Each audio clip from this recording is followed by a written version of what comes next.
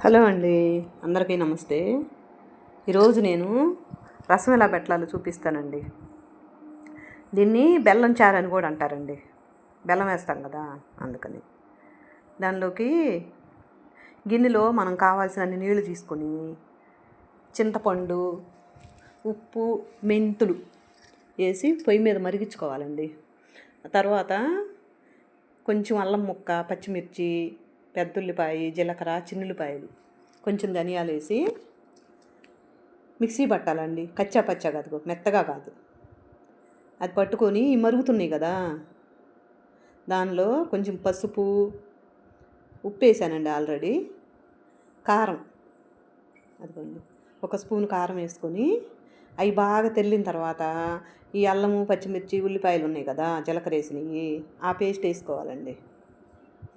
అసలు ఆ పేస్ట్ వేయంగానే ఈ చారు వస్తాయండి, వాసన మామూలుగా రాదండి. కమ్మని వాసన వచ్చిద్ది, మసాలా వాసన. అదిగో చూసారా, అట్లా మరుగుతున్నాయి కదా, బాగా మరగాలండి. చింతపండు రసం అంతా దానిలోకి దిగిద్ది. ఈ మసాలాలు చాలా కమ్మని వాసన వస్తుందండి. అదిగోండి 2 కరివేపాకు రెబ్బలు. దీంట్లో బెల్లం వేస్తామండి. అదిగో చూసారా, బెల్లం వేసుకోవాలి. కొంచెం నోటికి తీపి తగలాలండి. తీగా, కారం కారంగా, పుల్ల పుల్లగా చాలా బాగుంటుందండి. నోరు భలే రుచి వస్తుందండి ఈ బెల్లం చారు తింటే. ఇదిగోండి, దీనికి తాలింపుకి ఆయిల్ ఎక్కువ పట్టదండి. చారు కదా, పైన తేలిద్ది. అందుకని కొంచెం వేసుకొని ఎండుమిరపకాయ, జీలకర్ర, మెయిన్ ఇంగవండి. దీనికి ఇంగ వేసి తాలింపు పెడితే అసలు ఆ రుచి చెప్పలేమండి, అంత కమ్మని వాసన వస్తుంది.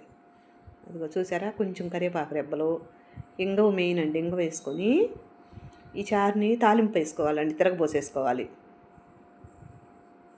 పైన చారు మొత్తం ఉంచేసుకోవాలండి. అడుగున చింతపండు, కరివేపాకు, ఈ పిప్పు ఉంటుంది కదా, అది వదిలేసేయాలి.